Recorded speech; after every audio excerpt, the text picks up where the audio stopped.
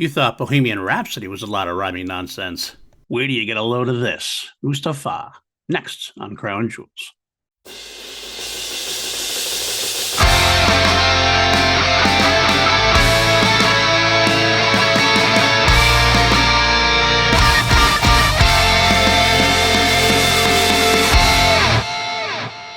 What's up, everybody? Welcome back to PLD Project's Crown Jewels. I am your host, PLD. And of course, this is the podcast where I take you on a journey through the entirety of the Queen catalog, a solo catalog, song by song, version by version. And we figure out which is the best version or crown jewel of each track in their history. I usually give you some notes, some quotes. And we also see if this slides into my top 10 Queen related tracks of all time. This week's song, Mustapha. We have End of the News of the World album. We're entering the next phase of Queen, 1979's jazz album. Now, I don't really talk much about the albums as a whole. This is more of a track by track podcast. Maybe one day after I'm done with all the tracks, maybe I'll go back and do a more overview on the albums and how they go. I will pop in and say that this is an interesting album for me and for many Queen fans, I think. A lot of times people would say this is the beginning of the next era. Some people say it's the end of the first era. For me, I found this to be the first time. This might sound negative, but it's really not. It doesn't end up meaning to be negative. It does seem like it's the first time the band didn't really have a clear vision of what it wanted to do. We had obviously from Queen till about A Day at the Races, they were building up more and more production, more and more over the top, like kitchen sink type things. News of the World had a clear idea of like tearing it all down, going back to their roots, kind of more raw rock record sounding. And as we go forward in the 80s, we definitely see the introduction of synthesizers, exploring more like dancier stuff and more poppier stuff as well, while trying to figure out where they want to go. This album it seems to be an in-between album. It's not quite the raw rock sounding album. It's not quite the over-the-top sounding record. They actually go back to producer Roy Baker Thomas for the first time.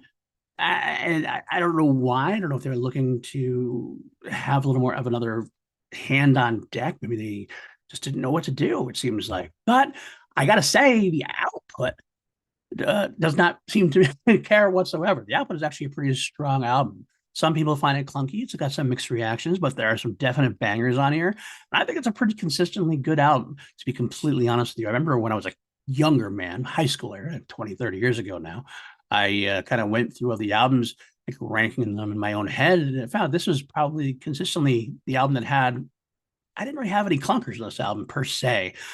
Some people will definitely vehemently disagree with me, especially when it comes to the Roger Taylor output. But we'll get there. This week, though, we are diving into Mustapha, the first track on the album. It's interesting. We have two versions we're going to listen to. I do have a third YouTube link for you, but I'll get to that. What do you mean by YouTube link? Well, we listen to the songs of the podcast here, but I don't like to play. I can't play the music, so I don't want to get struck or anything like that. So what I usually do is I'll create these show notes, put them in there. I'll do a Google Doc you can go to, full of the links of everything we're going to talk about, everything we're going to go over. So you'll pause the podcast, and then you'll go click on that link, listen to the track, listen to the version we're going to talk about, then you come back and we talk about it. I have three versions for you to listen to. Two we're going to talk about. This song, we have the studio version, obviously. We do have a live version, even a mostly full live version, which is kind of rare. And then another curio, as we say. But what we do is we go through these songs, I give you some notes and quotes, and we get into it. So let's start with Mustapha. Written by Freddie Mercury, features Freddie on lead and backing vocals as well as piano. Features Brian May on guitar, John Deacon on the bass guitar, Roger Taylor on drums and hawk bells.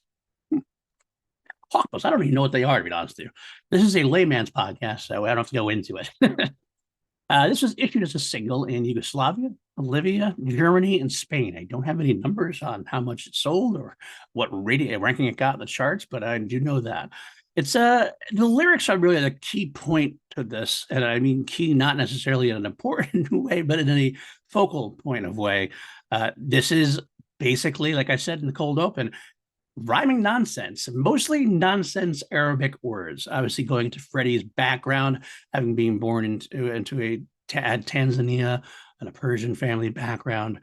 This is noted for being partially something that he was into, probably from his family, things like that. But he never really explained it. He didn't even explain it to the band at all. There are some definitive Arabic words or a few English words in there, but the consensus is that it's basically rhyming nonsense Arabic words set along to an Eastern tinged song. Um, it's actually kind of a cult song as far as the Queen fan base goes.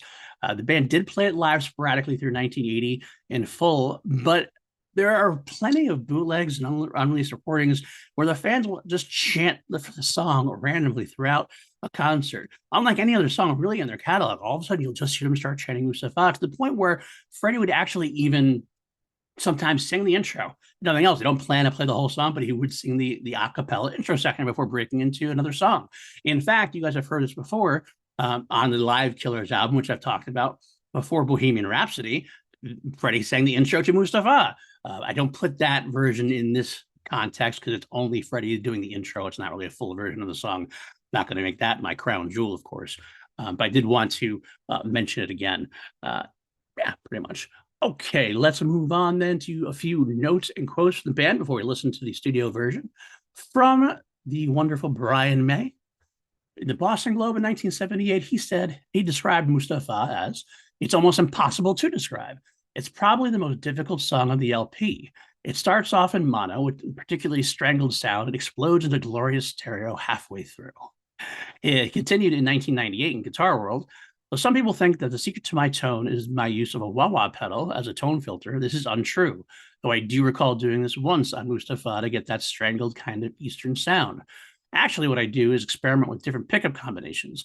You see, most switching systems don't take advantage of the range of sounds available from a 3 pickup configuration."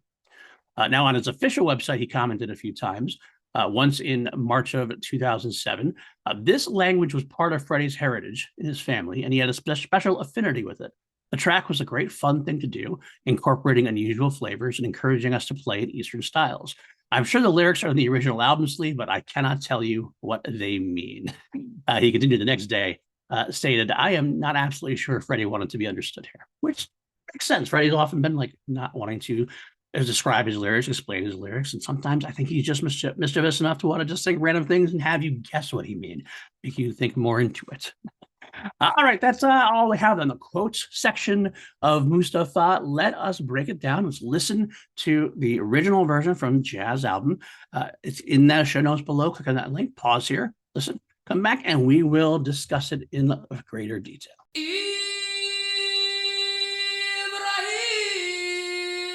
I do have to say that I am a little disappointed in myself. I almost wish I hadn't given you that first quote from Brian May about the track, because Queen's initial intention when they did this track was to start it off in mono and be really quiet. So when you put on the song, it would kind of play quietly, and almost people would turn up their stereos and go, "Why is this so quiet?" And I kind of lean into it before it explodes into that glorious full stereo rendition of the whole both sides and really knock the listener back off their chairs there or onto the floor. But so if you, I'm sorry you didn't get to experience that the way that Queen wanted to. My bad. But it is what it is. It starts off like I said, starts off with that mono, some great crisp Freddie vocals, a cappella version. You know right away this is going to be Freddie doing his thing. Piano and bass riff together. It really sounds really great together. It's really rhythmic section. Brian, I've always mentioned quite a few times how Brian May specifically complimented Freddie on his rhythmic piano playing. He really felt like it was almost like a third member of the rhythm section, and it definitely shows here. Freddie and John play really together. That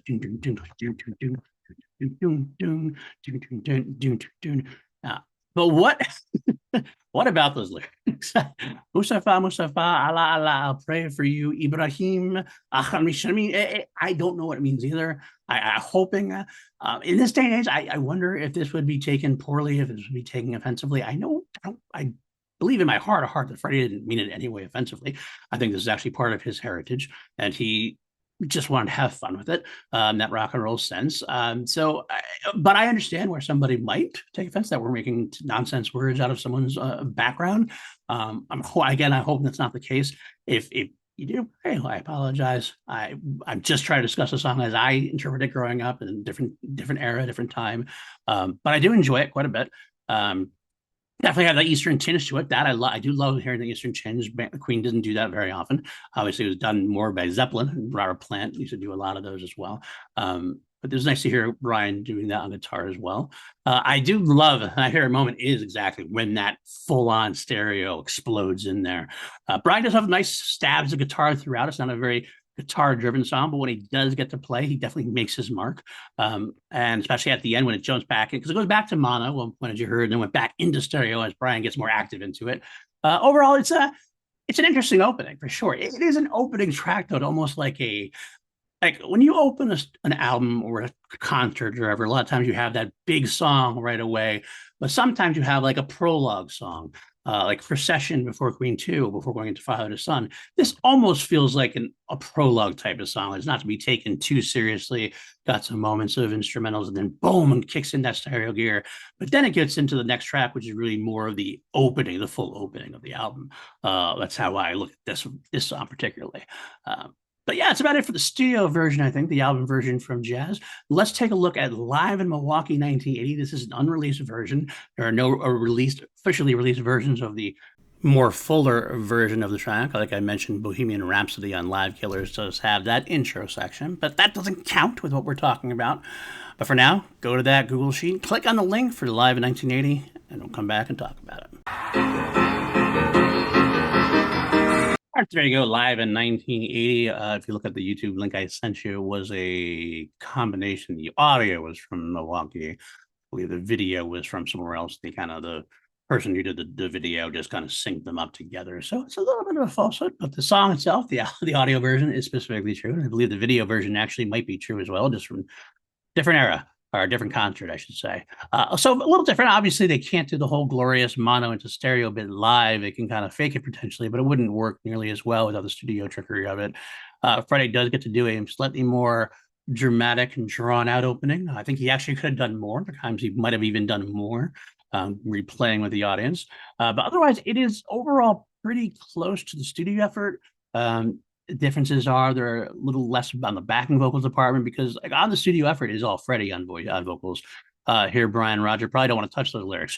I have no idea what he's talking about. They do come in. Roger specifically comes in with some Mustapha's at the end of the chorus little type sections. So there's a little bit going on there, but mostly it's Freddie solo, which adds to a different sound for it. Brian is obviously more prominent live. I mean, he's not going to sit on stage and do nothing, so he adds a little bit more flair to this, especially towards the end. He starts jamming a little bit more. And then the track kind of ends a little bit more abruptly with Freddie improvising on the piano as he's going to transition into the medley of Death on Two Legs, which is the next tracks they played. It's a cool version. It's cool to listen to live. It's definitely, I don't know, it's not a song that's meant to be played live. Like you don't write, it's not a lot of songs you hear and like that's a live track. This one I don't say is quite like that, but the instrumental parts do lean toward that. They can jam a little bit more, so that's kind of fun. But yeah, it's a fun version, definitely a fun version. Again, they don't do it very often. Freddie would often again do the intro live, and that is actually the third YouTube video I have in the Google Docs. One we're not going to talk about, one I'm not going to rank, because it is just an intro. But Brian May actually during some of his concert in the Back to the Light tour would do this as well. Not very often. The one in the Google Doc is Carl's Rule 1993, where he actually opened the concert. He starts his concerts off with The Dark, which is like on tape from his album Back to Light, which we'll get to. Before he goes into the first actual song, he came out and randomly opened the concert with him doing the intro section of Mustapha in a very much higher key than Freddie ever did it in. Luckily, he doesn't have to do it for very long. He definitely got a little bit of a strangled throat there, because it sounds fine for what it's supposed to be. I do know later on, at least I believe it was Spain. I want to say off the top of my head, it was in Spain, where he did perform the intro again in the middle of the concert, though, for a different track, not during the intro.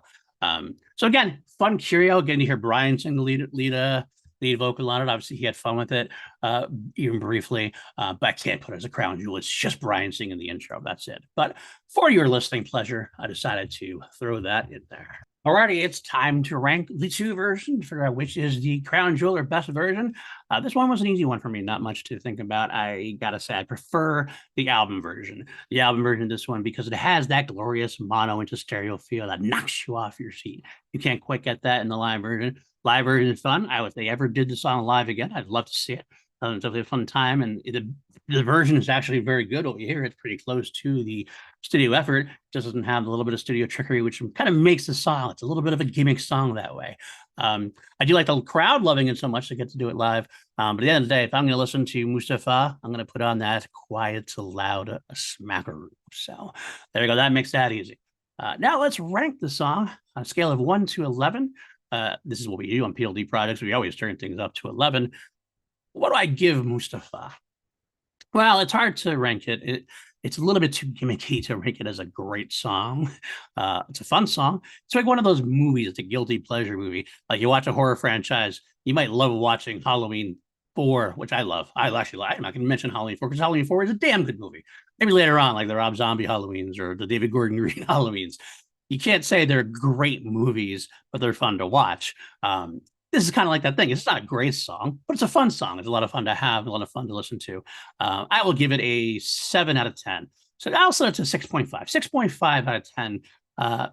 Sounds worse than it is, but at the same time, I want to compare it to some of the great Queen songs. This is not one of the great Queen songs, but it is a fun one. I would never eliminate it from listening to a jazz album or anything like that. But with that in mind, that makes quite clear it's not going to slide into my top 10 Queen songs or Queen-related tracks of all time.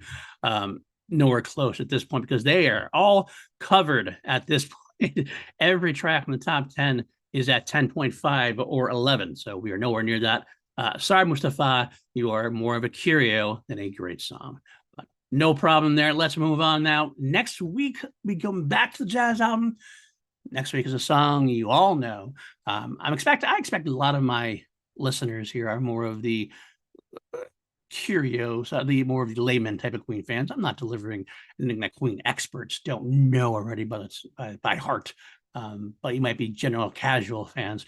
Even if you're a casual fan of the band, you probably know this one. I'm talking about Fat Bottom Girls and how they make the world, rockin' world go round. That's next week on Crown Jewels.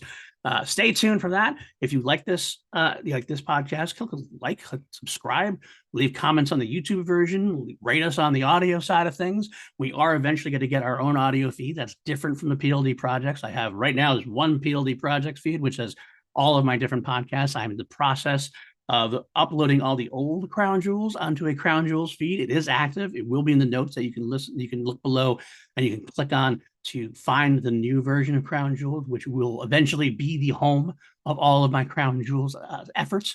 But for right now, it is still the new stuff. Right now is still on the PLD Projects feed.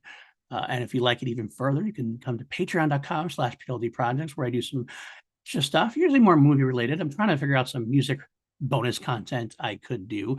Although this month has definitely been a more difficult one. I have some personal stuff going on with the family. I mentioned that in my video as well. But we're working through it. We're making things work. But yeah, so if you like that, hey, if you join a PLD project, we have a great crew there. Got Jeff Alterman, Brandon Buckingham, Austin Goodell, wonderful people. And if you can't, totally get it. You can help me out just by sharing, just by letting people know we're here. And yeah, that's it. All right, folks, stay tuned until next week. Like I said, Fat Bottom Girls. Until then, Allah, Allah, Allah. We pray for you. Keep yourself alive. God save the Queen.